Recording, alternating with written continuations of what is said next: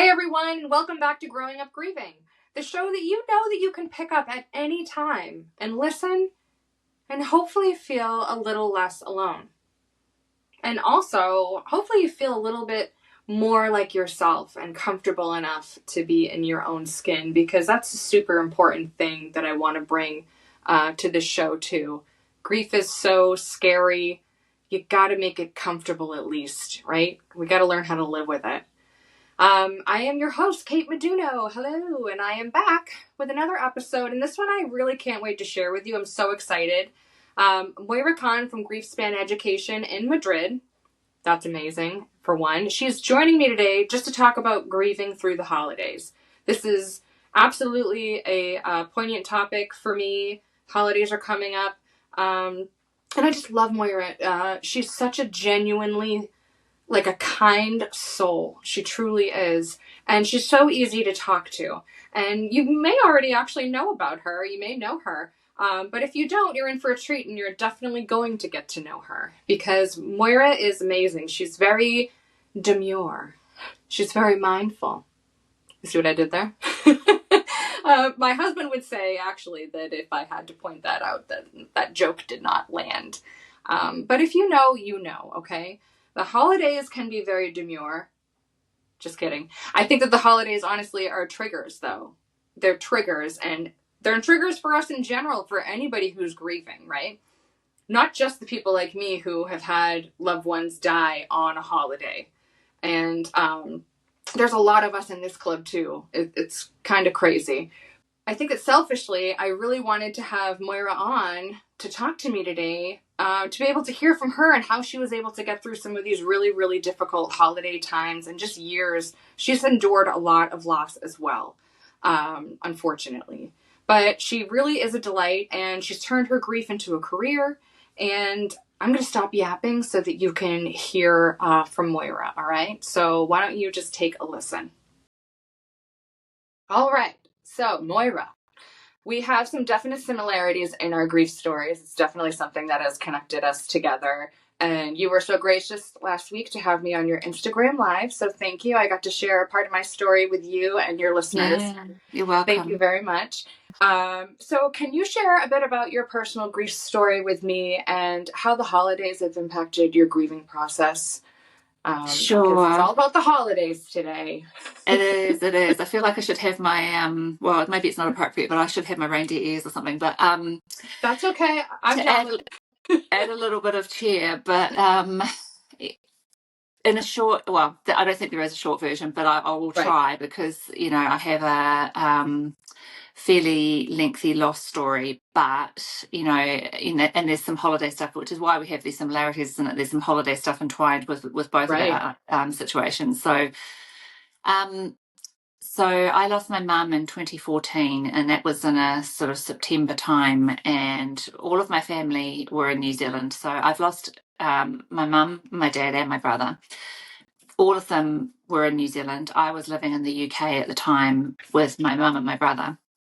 My mum passed away in 2014 in September, and she hadn't been overly well for quite a while, but it wasn't a sort of end of life, expectation or anything like that. She just fell ill, and then got put into hospital, and we, assumed that she would come out. But I had this gut feeling, and at that stage, I was 6 weeks pregnant as well. We just found out that we were pregnant with our first baby. And so it was, this happy moment sort of turned into what was basically hell on earth for me. Yeah. And having to get on a plane on my own back to New Zealand, potentially thinking that my mum was going to die, because I honestly didn't know at that point, but literally as I was in the air, because it takes so long to get back to New Zealand, she declined. And by the time I got to the hospital, my brother had picked me up from the airport, and Dad was already there, and the doctors just basically said, look, she's declining. She's not, everything's failing. She got pneumonia. She just wasn't fighting it. She just couldn't, her body was just giving up. So that was devastating, never to say the least. Like, it was just the most heart-wrenching experience. And being the first real loss I'd ever had. I'd lost my grandparents before that, but it wasn't a particularly because we weren't particularly close, I didn't really have this pain, Right. this pain of losing your mum, especially, when you've already been living overseas, and of course you don't really see them as much as you'd like to. And then being pregnant at the same time, I always just assumed that my mum was going to be around for me being a mum. And yeah, and then that was it. So on September the 14th, she just slipped away with all of us there. So that was pretty devastating. And, I sort of went through my pregnancy in a complete fog. I just had no concept of what had really just happened. I didn't want to really face it. I Yeah. went back home 5 weeks later. I had to leave my dad on his own because he was ailing at the same time, but he was still in the home, in our family home, but he needed some help. So I was worried about him. And actually that Christmas we were meant to go back. And so I guess being my first Christmas without my mum, I had to not go back because then I got not complications, but I was considered a high risk pregnancy, so I couldn't fly all that distance again. So I had to not only cope without seeing my dad on the first Christmas without my mum, but just not be there. Like I just couldn't be there for him or with So him. many And then layers. Oh, yeah, layers, right? It just didn't. I don't. It all feels so surreal now because I can't actually, comprehend even having to go through that loss of my mum. Never mind, leaving my dad and then not being able to go back. right. So until my daughter was born in the April of 2015, we were lucky enough able to go back for Christmas the following year. So Okay. in 2015, when my daughter was 7 months old, we went back, just the three of us, and we went back to spend Christmas with Dad. So Really nice. it was nice. Yeah, it was nice because although it was delayed a year, it was just nice to be able to do that because Mum was the Christmas person. She was the one that, yeah, she was the one that organised. You know what it's like. It's just that she did everything. She did I'll always remember her roast dinners. And in New Zealand, it was still very sort of, and because my parents were both English as well, so Mhm. Christmas was a big thing in terms of the turkey, the everything, just, and even making our own crackers and the Christmas tree and everything was my mum, and so it was so.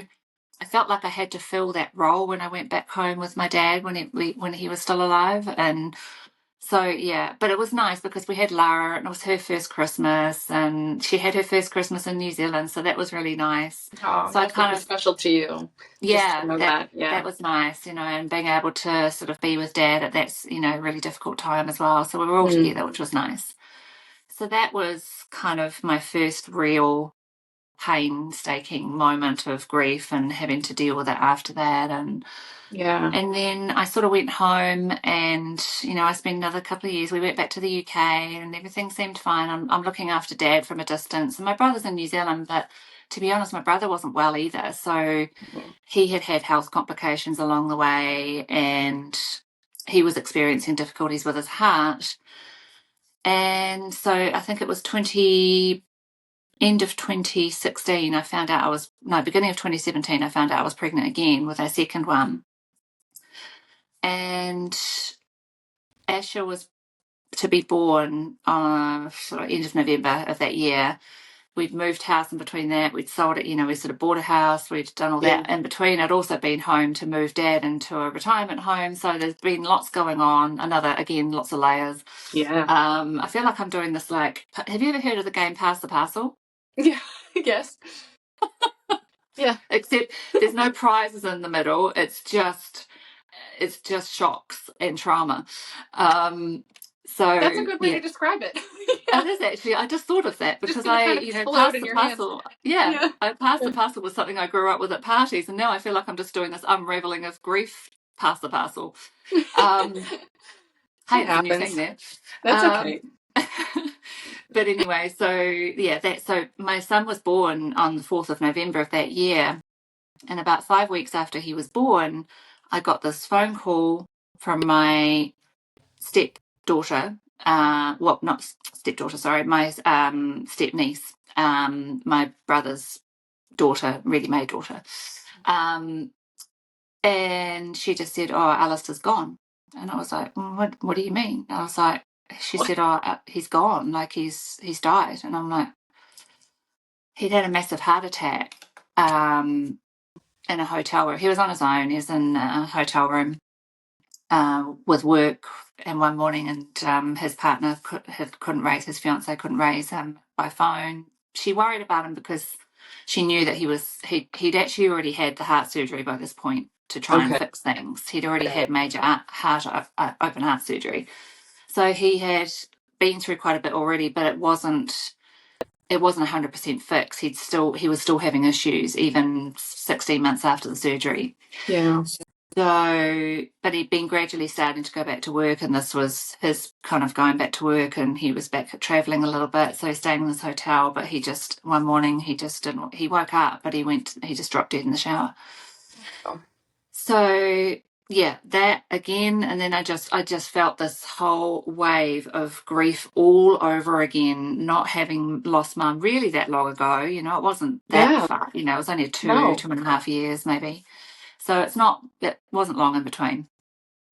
And yeah, again, not too far from, it was further from Christmas, but you know, it was approaching again. And actually that week we were having plans with a family Christmas get together, and I had to take my son, newborn baby, because they all wanted to see the baby. And I should, and actually in hindsight, I should have said no, because I really didn't feel up to it. I'd hit this brain fog again of, grief and everything else overwhelming.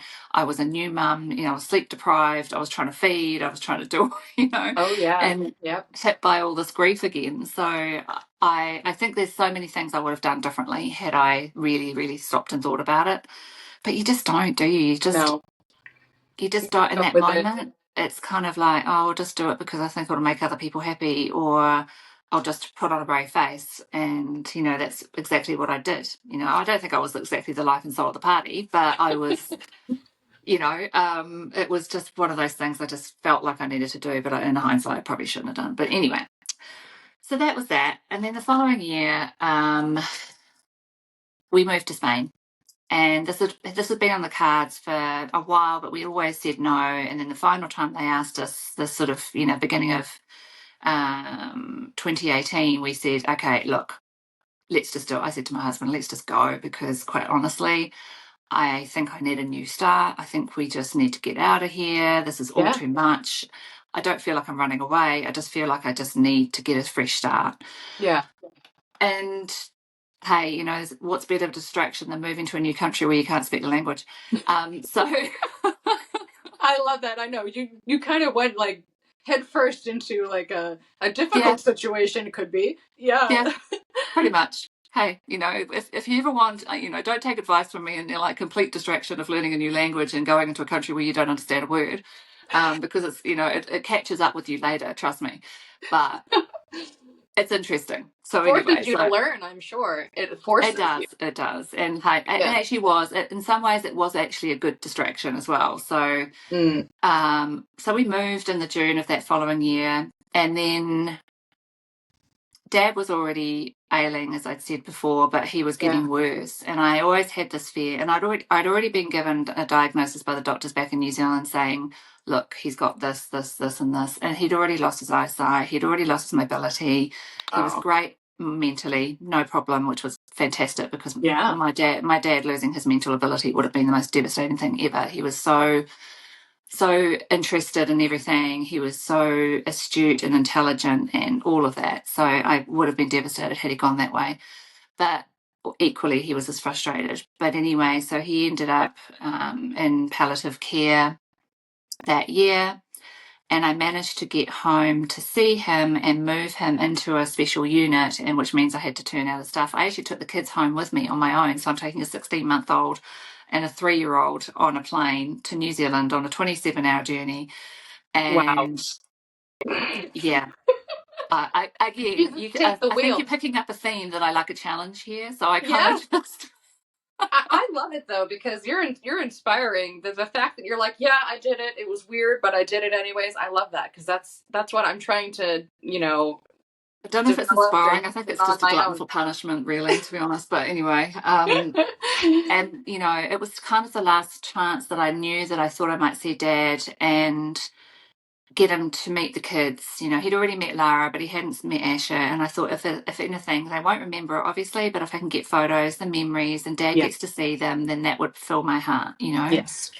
So I did that, and I was there for 2 weeks, turning everything out, shipping everything, you know, packing everything to get it shipped back to Spain and all that kind of stuff.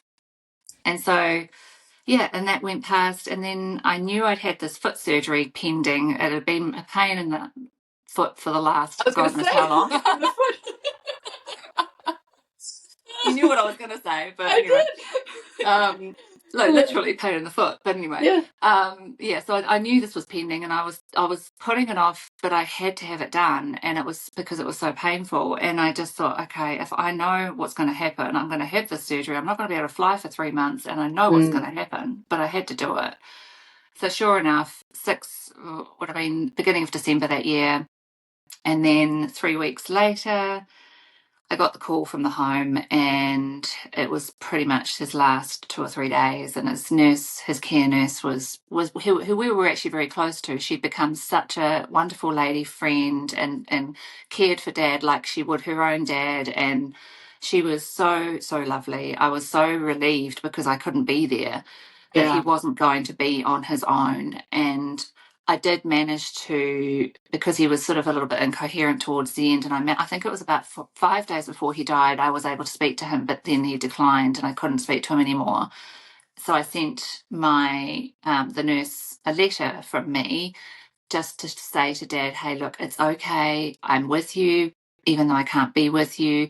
You're an amazing dad. I told him some stories in the letter. I wrote him a letter saying how much I love him. Go be with Mum and Alistair and give them big hugs from me.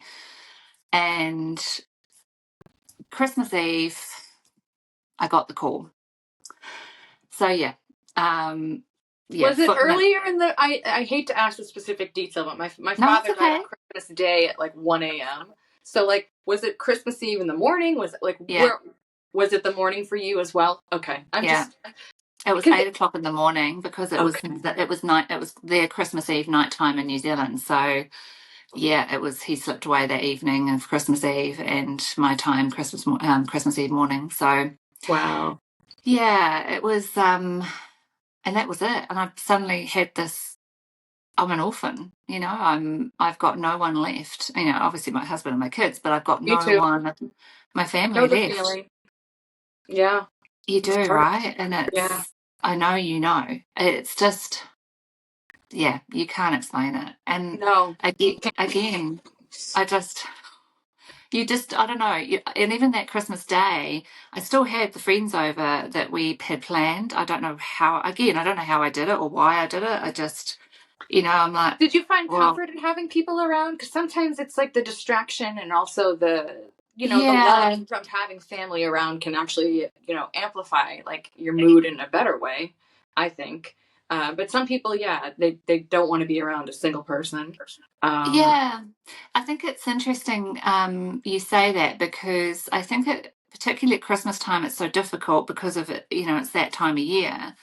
But I think just because of who I am, I'm very social anyway. I mean, I am actually an introvert, not that you would know, but I'm so social that I surround myself with people all the time. So for me not to do that would feel weird as well.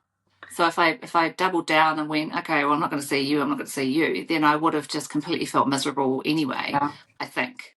So I felt like it did help, actually. And because I knew, it's hard, because I would have loved to have been around my friends that I really, really know, but we don't have that here. So, or we didn't particularly at that time. That's 4 years ago. So right. We didn't have a lot of really well-known friends at that stage. So, but it was okay. It was fine. And I just, and I had to do all the things to make the kids' Christmas still special, because no matter how I was feeling, they were obviously too young to really understand anyway, still at that stage. Ash is only 2.5, Lara's 4. It's still very early, but it's still very important for them. It's special. They get excited about Santa and all the rest of it still, and So I just had to suck it up a little bit as well. But I'm glad I did, I'm glad I've done those things over the years of, still making it special and probably in memory of particularly mum Mm, because of the effort that she would go to for Christmas. yeah. Yeah, and I can't even because there's been three or two at least quite close to Christmas with my brother and my dad. I think the hardest things would be not getting anything like even just a call or a card from mum or dad. And I think that's probably the hardest because, or an email. Actually, towards the end, dad was emailing me all the time. Oh, love that. He could still email even though he couldn't see, but he still knew his way around the keyboard, and he'd email me on my birthday and my Christmas, and and even for the kids' birthdays, particularly Lara. So it was just, I think those are the things that I miss around this time as we approach it, and I'm not buying gifts for them to send, and all of this stuff. It still hits me. I think it's really a bit Yeah. sucky. Yeah, I absolutely hear you. I'm coming up on the first Christmas without my dad because he passed away last year. So I'm really not looking forward to this year's Christmas at all. Yeah, Just I because, really feel you.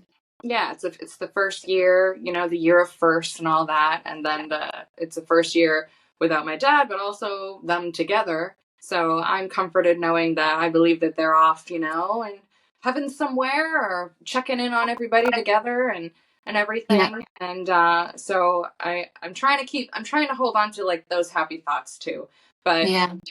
you know, what were some moments or traditions that maybe have changed?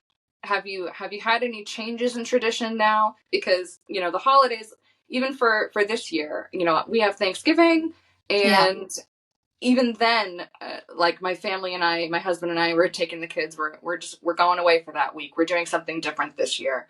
And Christmas I'll be home, but it's going to be different. So I'm just wondering, is there anything that you have perhaps changed up?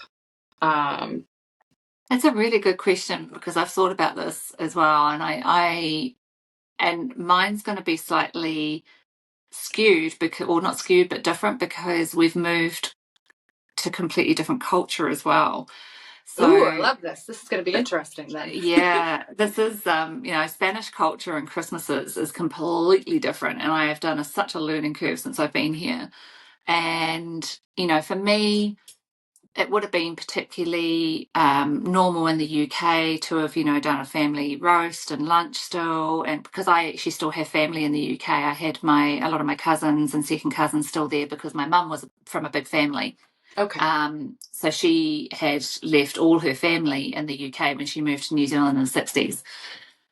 My dad was an only child, so he didn't have any family left in the UK. But so ordinarily, we would either see someone from my family over Christmas, it would be the traditional roast. Kids get spoilt rotten with presents and all of Yeah. that stuff. But here, it's been so different. And I can't decide whether I miss the traditional stuff or I love the new stuff more, to be quite honest. And for me, I think there are so many different elements to Christmas. But Christmas Eve here has become a lot more special because now we do have an amazing set of friends. Hmm. Christmas Eve is big here. Is it? Yeah. Yeah, Like what's different? You said that it's different. So, all right, you don't have the sit down roast or whatever. So what do you no, guys do? What do you do? it's all about seafood. Okay. So All right. it's on the evening of Christmas Eve, it's champagne and seafood. And so I all the like that. families get together. It's beautiful, actually. It's really, really lovely. And, I wouldn't have known about this until I got here. So when you actually get to the point of Christmas Eve, you go around, and it's quite late too. It doesn't start until like 8 o'clock at night. So, Oh wow. yeah. Yeah, so you sort of see in Christmas Eve well and truly into midnight, sort of 1, 2 in the Oh morning. nice. But it's a complete seafood and champagne event, and it's just awesome. It is so, so cool. And the kids don't do well, that they don't do presents obviously here so much, but it is creeping a little bit more now. But in the past, it's just all been about this gathering because they don't do Santa here. They do the layers, which is the three kings. So Okay. the three kings isn't till the 6th of January. On the evening of the 6th of January is when the three kings come. They give all the kids their presents, and that's when they get their presents. But of course, we've got this whole double tradition going on now with Christmas Right. Santa and blah, blah, blah. So I am keeping Santa because it's what I know, it's what I grew up with. So Christmas morning, And they're opening presents from Santa. Yeah. yeah, yeah, we still do that because it's important to me because I want to carry on the tradition of what we have, what I had as a kid Right. and with my mum, dad, and brother. And I even still have the same Santa sack that mum sewed for me. I've passed it on to the kids. Oh, I love that. So, those sorts of just little things. I haven't kept the tradition of making our own crackers because it is a lot of work. Um, Yeah, I'm and not a to be big honest, I love to eat sweets, for example, and yeah, cakes and stuff, but I don't particularly like to make them.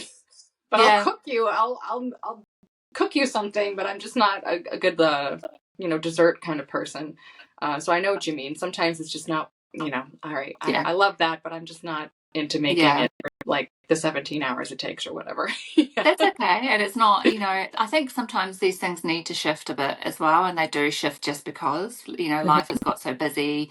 And sometimes it's a priority, it's not such a priority anymore. Or you can do new things or you can try different things. And, for us, crackers, and then crackers aren't a big thing here either. So you can't actually buy them, either. So it's a little bit weird. And Christmas cards aren't a thing here either. So it's That is weird. really Because we bizarre. obviously we have a lot of Christmas cards in the U.S. I mean, come on, Yeah, and the we UK got a is the lot. same. Yeah, Yeah, yeah, that's taken a shift for me because although when I've been unpacking my family stuff in the past, after they've gone, I've come across these boxes and boxes of greeting cards, and I'm like, what on earth am I going to do with all of these? yeah. And I don't know. I still haven't done anything with some of them. Some of them I've shifted and got rid of. I'm just like, oh my goodness. So yeah, I don't know whether it's a catch-22, isn't it? It's like it's a piece of It is. card, and what do you do with it after you take it down? It's But it's hard. I still have meaningful. stuff. Yeah, I still have stuff. And when we were cleaning out my parents' apartment earlier this year, we found a lot of old stuff like that too. But a lot of it was kind of destroyed because it was kept in a place where the kind of things got wet, and so that, No. in a way, it kind of made things easier because it's like, okay, we can't keep this. I can't hold on to this because it's got mold on it. So, Oh, like, in a way, it kind of made the cleanup process a little bit easier, but there were absolutely things that, that we were able to take and everything. But yeah, yeah, just, I know what you mean. Sometimes yeah, you just miss those things though, you know? yeah. It's Um, yeah. yeah, yeah. Were there any unexpected moments of joy or happiness that may have surprised you in Christmases or holidays after? Anything that may have surprised you, I guess. Yeah. I think again, if I go back to what we're experiencing now with the new tradition as well, and a lot of this has been since mum and dad and my brother have passed as well. So a lot of this whole transition from us from the UK to Spain has been post them passing. So I think I'm gutted in a sense that I can't share all of this with them, Yeah. but equally I know. I'm sure they're looking and seeing and being around everything, and I just that for me is a joy because I'm doing something. I am doing something different, and I know mum and dad would be super interested in all of the different stuff that I'm experiencing. And dad knew obviously that we'd moved to Spain, so he kind Right. of I was here for a little bit before he passed away, so he knew that we were here, and I was learning Spanish and. I wasn't able to tell him too much about all these different things. So yeah, that side of it is gutting, but it's joyful at the same time. It's kind of it's a bit of catch-22. Yeah. Um, but I think the kids are the thing that add most when, if I didn't have the kids, I think I'd be a bit lost.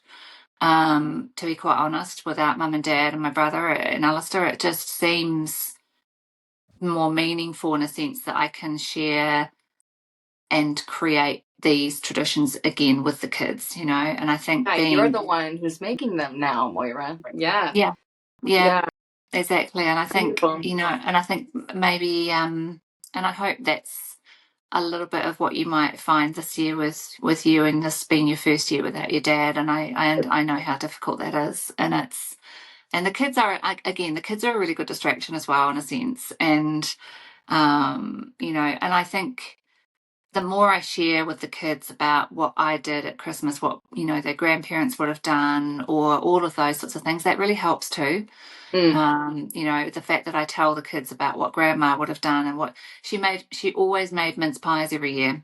I don't know if you guys do. You have mince pies in the US? We actually have this place a couple towns over that makes them, and Yeah. they even have a bunch of imports from the UK and everything there. But like make these Oh, little hand pies. I can't eat them anymore because I have a gluten allergy. But oh no. I remember we used to go at work at lunch, be like, we need some hand pies today. We would call them. But yeah. Yeah. No, they're a really good reminder too, because mince pies was something Mum always made every single year. And I don't make them, but if I do buy them, we leave one out for Santa, and I tell the kids, Oh, I this is what love that. Grandma used to make, and I don't think they like them because they are a bit of an acquired taste. And of course they The think ones it's that they funny. make here are good. Well, yeah, I can imagine. I don't. Definitely not traditional, I guess, but No, they're supposed to but be. But yeah, I've never been, so I couldn't tell you. Yeah, what the real ones like. it's like I say, it's an Yeah, acquired taste. yeah. But anyway, so yeah, that's just another little memory So that some it's nice. bittersweet, yeah, finding the Yeah. joy and the sadness, and I do that too. I feel like you can absolutely be completely overjoyed and happy, and also devastatingly sad, like at the same Mhm. time. I know. At Yeah. the same time. Exactly. I think people Exactly. always think like it's not possible, or oh, you're so sad. Well, why aren't you happy? Well, I'm also happy too. It's just I'm feeling all of it at the same time. Hmm. And speaking of emotions, the holidays can be really anxiety ridden with triggers, and Yeah. I recognize that. So a few years back on December 26th, my dad had a stroke. And this is not when he passed, but he had a stroke, and I remember we went out for New Year's Eve. My father was in the hospital recovering, but I went out with people. I was like, okay, like I'm gonna go out. He's in the hospital. Like we know he's like stable and all this stuff. And I went out, and I just could not have a good time at all. I was just standing there. Everybody's like, what's wrong? People are coming up to me, and I honestly had an anxiety attack. I had to step away. I was crying. Everybody's like, what's wrong with her? And all this stuff. And it's like, hello, like my dad is in the hospital, nearly almost died at Yeah. that time. Yeah. And it was just so hard for me to be present in the moment, because I was like, wow, like, should I even be here? Do you have any advice on how you might be able to manage the expectations of others through the holidays? Because I don't know. I don't think everybody really, they knew what was going on with my dad, but I think it's hard for people to understand how you really feel in that moment. Again, I was there just like, oh, I feel so out of place, you know? Yeah. Because people don't know what to say either, even if they haven't gone, or Yeah. if you're going through that trauma at that time. The most, and it's actually funny you've brought this up today, because I have actually was talking about this to someone, a client this morning, Oh, and you really? just, yeah, and it's that whole expectation, do we just fake it till we leave? Mm, And I don't think we need to, but obviously it depends on who you're hanging out with, or how close are you with that person or those people or whatever it might be. right. But I think it's nothing bad if you just give them a heads up. There is no reason why you can't just go and say, or send one of them a text and say, hey, look, I'm coming, but this is what's going on with me right now. This is the way I'm feeling. Just give me a little bit of time and space, and just so they know, because Yeah. I think people, if you turn up or go, have like putting a front on, they're going to think, oh, well, she's okay. She's all She's right. fine. Yeah. That's a good idea. But I think that, and pretty much that's probably the only thing you can do, otherwise just don't go. Yeah. And there's nothing bad if you don't. You shouldn't feel guilty for not going. You shouldn't feel guilty for, you know, not being the life and soul of the party when you just about lost your dad or you have lost your loved one. Mm. It it is life. It is just part of life, and anybody that around us that has lost people will understand, and those that haven't, I kind of think that's where we need to shift the messages a little bit and how to actually react to someone, because you're really, really lucky if you haven't lost someone yet, because we all will at some point. But it's Absolutely. the fact that, you and I, people like you and I, have been through it a lot sooner than most. And, we do know it, and it's horrible and it's traumatic and it's heart wrenching and everything, all of the above. And yet, other people won't get that because they haven't been through it. So we can't expect them to read us, to know what we're feeling, to know what to do with us, to know what to say. So the only way is to just, even if you just took someone aside or sent them a message beforehand saying, blah, blah, blah, blah, this is what I'm feeling. This is what's might potentially happen. If I have to sneak away, don't take it to heart. Yeah. I think that's That's probably a the good idea. biggest tip, but yeah. Yeah, that's really good advice because honestly, I don't think that I even looking back at that particular situation, I don't think that I communicated to anybody. I think that I just assumed because it was family that I was with, not everybody was, related to my dad though, mixed family, right? And some friends in there, but I don't think I said anything to anybody. I think I just assumed that like, hey, they knew that my dad just had a stroke and that, I am Kate, and if anybody knows me, they know that I am an emotional roller coaster. Yeah. So I kind of assumed, but you know what? That's really good advice. And I think that honestly, I'm going to start doing that. It's all about communication, isn't it? It is, and I think that's, and I know some of us struggle with that, and I know I did, and I remember if I mentioned that before about the family thing I had to go to after my brother died, and I think it was the most insensitive thing of my auntie to have said, oh, well, you need to come because then we can toast to your brother. I'm like, pardon my French, but that is really not what I want to be doing right now. And that's really actually quite insensitive. That's not, I don't need to come just so you can feel better about yourself by toasting to my brother. You didn't even really have any relationship with my brother either. So that just, that really wound me up at the time. So Yeah, yeah.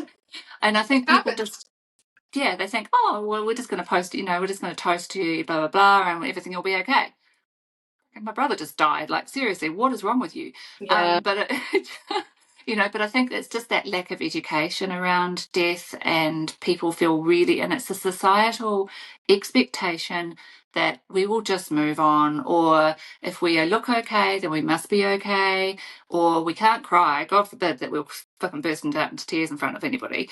It's just, yep. and we need to change that. We need to shift that. And I feel like it is a little bit, but it's going to be a lot longer before it really is encompassing everybody, which it would probably never will. That's my hope, but I don't think it will happen. But it's just getting that message out of a little bit more communication around how we are actually feeling in this moment, because it is freaking hard. It is so, so hard, and I don't think, anybody will ever know that until they've actually been through it. And I Yep. certainly didn't. I certainly Yeah, had no idea. absolutely. And I think that sometimes there's a feeling of guilt that people Mm. can develop because if I go back to that same example, I did feel guilty. I felt bad that I was not having as much fun or oh, I'm the person who stepped away to go cry. So, is there Yeah. any advice give to people when they're feeling guilt about just, not enjoying the holidays as they should or not enjoying the moment as they should? Yeah, again, that's a societal thing, though, isn't it? That, we should, even despite what's going on in our life, that, oh, Christmas is the big happy season, blah, blah, blah, blah. And actually, we shouldn't feel guilty. We shouldn't feel guilty. Just, it's not an inconvenience that our, family died on Christmas Eve and Christmas Day. It is Right. just life. And when that happens, we can't prevent it, we can't change it, we can't do a damn thing about it. So there's no reason why we should feel guilty. It's all very well for me to sit here and say that. I know that because I understand and I've done it myself and I know what it's like. I know you do. But Yeah. equally, I don't, I want people to know that it's okay. It's okay to have those feelings of, I don't want to be around anybody. I don't want to be the life and soul of the party. I don't want to be expected to start dancing around the tables and, holding hands with everybody. It's just not who I am right now because Yeah. I've changed.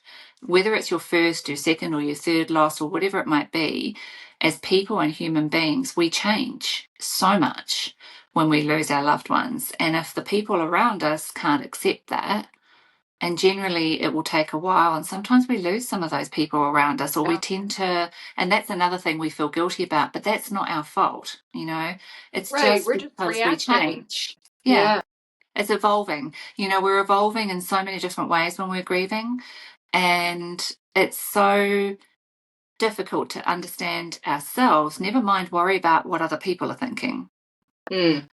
In those So moments where you hard. feel, yeah, well, exactly. I mean, why worry about what other people are thinking in the meantime where you can't even figure yourself out?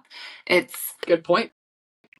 it's just, it's just one of those things where I think as a society, we worry so much about what other people think that we fail to forget, we fail to remember that we're number one. We need to look after ourselves when we're grieving even more, even more than we normally would. And other people's opinions and other people's thoughts don't actually matter. And even if you do feel guilty and you think you have actually heard someone say something, or if you think they're looking at you a strange way, then stuff it. Who cares? It doesn't matter. Just say Merry Christmas and on your way. Yeah. It's just life. And I've done that. And I can look back and actually say, look, I've done that because my family in the UK is part of the reason why I moved here, because they didn't understand the grief that I was going through. They literally just brushed it on the carpet. Oh, put on a grey face, Moira, you'll be fine, sort of thing. And I couldn't deal with that anymore. I was like, I'm out of here. So, if you have those sorts of people around you, you kind of have to start reevaluating who you hang out with, because I know that might sound easy for me to say and it's quite tough, but actually you need to start thinking about the good people that are around you, the people that will support you, the people that will be there, they will drop things, they will come, they will turn up, show up, I think, yeah. Sorry, that was a bit long-winded, but no, that was great. I love listening to you. Your accent helps as well. It really does. When I get passionate about something, I tend to speed up as well, which is what it's so funny because I think, people in the US are never going to understand my accent. It's like, oh no, I understand you just fine, and it's like music to the ears. I love it. I love it. And all of my listeners are gonna love listening to you too. It'll be quite the change from the Boston accent to this beautiful, silky voice. That's funny. So, all right.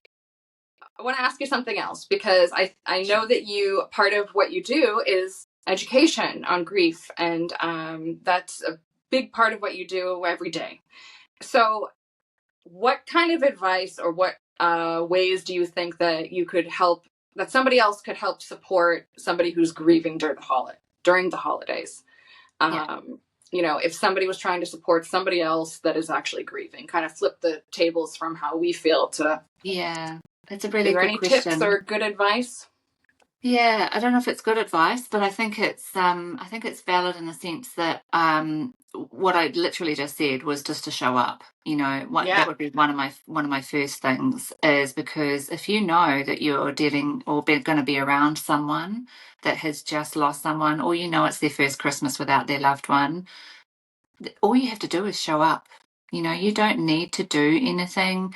Give them a hug, just be there. You don't even have to ask any questions. There are just moments in life where you can just turn up, be there, and that is simply enough. And that'll be sufficient for whoever you're caring about and supporting. And, I know I would want that. That's just more than I could ever ask for, rather than just being ignored because I don't, you don't know what to say to me, or you don't know whether you should say Merry Christmas or not, because is it a Merry Christmas? You've just lost your dad or brother or whatever. Good And call. Yeah. but it's not, it's not a Merry Christmas as such, but it's just a tradition. You say Merry Christmas, and I'm okay with that. That's fine. Mm-hmm. But maybe not everybody is. So just show up, just turn up. Or, is there anything I can do? Is there any, what dish can I bring? What, can I cook you something? Or I don't know, something like that. It doesn't have to be massive, but it's just the thought process behind, okay, this is not a normal Christmas, but I'm going to make it as normal as I can, but just be there, you know? Yeah. I don't Solid think, advice. It really is. yeah, Just show up. And yeah, some of the best advice is the most simple, isn't it? And I think yeah, honestly, you've been talking about communication and showing up. That's yeah, I can't think of something that's better than that. That really makes quite a lot of sense, and it's easy to remember. You yeah. know. And start Um, creating your own traditions as well, start, with those people that have lost people, they might want to just avoid what they used to do. So maybe just suggest doing something that doesn't involve what they used to do. Or I don't know, just for example, if you used to sit around, family table and cook a roast at home, maybe if it's the first year, then you might want to go and do something different. Go and take a picnic. Oh, okay, it might not be possible in the US, it's probably freezing. But in New Zealand we do barbecues on the beach, so that's ooh, slightly easier. that's But that sort of thing anyway. But think of outside the box a little bit and just suggest something different, or I don't know, maybe some games that don't involve something too much to think about. Or I don't know, just try and maybe just turn the tables, or just even if it's just for that year. It doesn't have to yeah, be that way for every other year after that, because they generally, although it's sad, it does get a little bit easier as the years go on. For me, it's still sparks the sadness, yes, absolutely, but I do these other things to try and counteract in my feeling and my mood, so I don't bring the rest of the family down for the rest of the holidays. And it's, yeah. but you can't predict it either. That's the only other thing. No, you can't. No, and I think of the holidays here, and like you said, your mom was huge on Christmas, and my mom was huge on Christmas, and Mm. so was her mother before her. And one of the things I loved about my mother was she was so joyful and like had this childlike wonder about her. Like she truly brought magic to the holidays. I really Oh, believe, really and sweet. yeah, like, and that's something that I know that she really valued with the relationship she had with her mom. And so I feel kind of, I'm responsible now. I am like the torch holder. I must be that person for my kids. And, I love the holidays. I'm even thinking about it now. I'm like, okay, how do I decorate for Christmas this year? And what's funny is that I don't know if have you ever heard of these things called Anna Lee dolls? I think I might have done actually. They're a little felt doll that either you like them or you think they're horrifying and creepy. Oh, okay. Yeah, maybe I So, haven't. okay, yeah. So they're a felt doll. Quick little story. They're made in New Hampshire, in Meredith, New Hampshire, and my mother always had these, and they're like she had a bunch of Christmas elves and like Santa Clauses. They had like painted on faces and stuff like that. And one of the ways that everything changed when she passed away was like, okay, like we would get her those for Christmas or ornaments or whatever. So she had a whole bunch of them that she would just decorate her house with. Yeah. And when she passed, I remember the next year, it was all my sisters and I all devastated, right? Because our mom had passed, but all of our husbands went and they ordered us all a bunch of those dolls Oh, so that really? so we were opening them up because she used to give them to us. And Oh, so they kind of took on the tradition of giving us the Anna Lee dolls, and we still every year we get them. And over the past few years, my dad, he would give my sisters and I money to drive all the way up. It's probably like an hour or something from here, or like an hour and yeah. a half. Um, and we'd get in the car together. We drive up there to the store, and we have our allotment of money that he gives us. And we go around. We pick out the dolls we want, and then we go have Yeah. lunch, and we go home. So it's funny because I'm thinking ahead, like, all right, well, we have to do that still, even though my dad, he didn't go with us, but he had a huge hand in it. He was the one who like wanted us to keep going. So I know that we're gonna have to try to still make it up there, Yeah. And another tradition that he had, for Christmas, we always had ham. We had a ham, and so we started calling my dad Hamaclaus because after my mom died, he would come and he would go buy hams and he would drop them off at our houses. And after his stroke, he kind of some things didn't work quite right. He could get around and everything, but he would drag this ham into all of our houses, drop off at all my sister's houses, and wearing a little Santa hat, and he was Hamaclaus. And so he used to call himself Hamaclaus, and we used to get a kick out of it. And it's just, that's some ways that it has changed, and yet it has to change again because now he's gone. So it's kind of interesting how traditions even change in general. Yeah, exactly. I think, and it's funny, your dad would have fit in well in Spain because there's ham everywhere. Is there? Everybody has a ham. Oh, Dad, you can go visit Spain. You'll get all the ham you need. Oh, yeah. Oh, that's so funny. Yeah. I'm trying to think if there's anything else I want to ask you, Moira. Because we kind of touched on everything that I had. Maybe I'll just ask you kind of this to close out. We've talked about communication, which is huge and obviously important in everyday life, no matter what, right? But are there any other resources, books, communities, practices that you found that help with your grief or help with the holidays or both? Anything different than that? Obviously, you have a huge community online yourself you've made, so I'm sure that helps, but it's, I think, what people really need. I mean, if you can surround yourself with people that actually are experiencing something similar, is always really. I mean, I know that's not always possible for everybody, but it's part of why I started GriefSpan. And when I look at what's going on GriefSpan and people connecting and starting conversations with each other and, on random posts and all that kind of thing. And it's starting to really sort of show now how much people really crave connection, during this horrible time that we chose not to journey, that we chose not to be on. But I think, there's lots of, there are lots of books and resources and things that are actually on my page. There's a highlight for books as well on there. But the choices are endless. Podcasts, of course. Yes, yes, those are good. Yeah.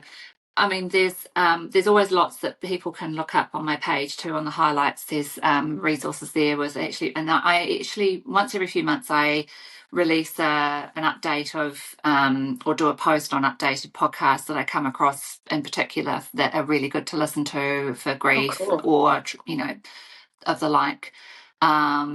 And quite a few of them I've been on now too, which is nice. So it's just, and I think if you can just keep on looking for inspiration, and social media is full of it now, and sometimes you can get a little bit overwhelmed. So don't go crazy. But I think, if you can find a really, really good couple of pages that you connect with and that you really feel you get a good vibe from and you enjoy watching stories, you enjoy what content they put out, then sometimes it's just the relief that you need just to give you a bit of confirmation that you're doing okay, and B, it's that you're not alone, and I think that's quite, especially over the holidays, people can feel really lonely despite being surrounded by people. And that's the biggest thing I think I find myself really lonely because I'm grieving still, and we always will be. And yet I'm surrounded by friends and family, but there's no one here that actually gets it. I'm not surrounded by a bunch of people that have lost people. So I do find it quite lonely at times, and particularly in this, Christmas time, because no one comes up to me and says, "Oh, how are you feeling because your dad died a few years ago?" No one will say that to you. So, you know, although I'm not sure if I want them to really, but it's just that thought, you know. Yeah, no, but honestly, Yeah. I mean, I found your page, again, one of the first pages I ever started following when I started this whole grief adventure, and you know, and it was because of the connection that I felt that I had to you, and I didn't even know you, but I was like, she gets it. And I've talked about this before, you know, people with grief, you just have an understanding. It's like, okay, we are connected in this way that cannot be explained. And it can be quite beautiful. It really can. It can. And I literally just put up a post today about how grief can be beautiful, which is, you know, it sounds really patronizing, but it's not. It is completely, and I think it was Andrew Garfield that was on this interview that I just posted today. Yes, I saw that. It's wonderful. Literally, I had tears in my eyes because it's just the way he expresses it and the way he explains how he feels and how he feels connected to his, how he feels connected to his mum when he is by feeling it and being absorbed in the moment of grief is how he feels connected with her again. And that is, oh my goodness, it's, you know, it was just so, he has I have to say, is probably one of the most explicit, accurate ways that I can, you know, I've ever seen anybody touch on grief. And that coupled with Anderson Cooper as well is just like I love him. Yeah, absolutely. So I think, you know, those little things, you know, can actually just give you a little bit of a, you know, boost of knowing that you're not alone and it's okay, and crying is absolutely normal, especially at the holiday season. And, you know, it's, you know, you're not alone, and you can always message me. It's fine.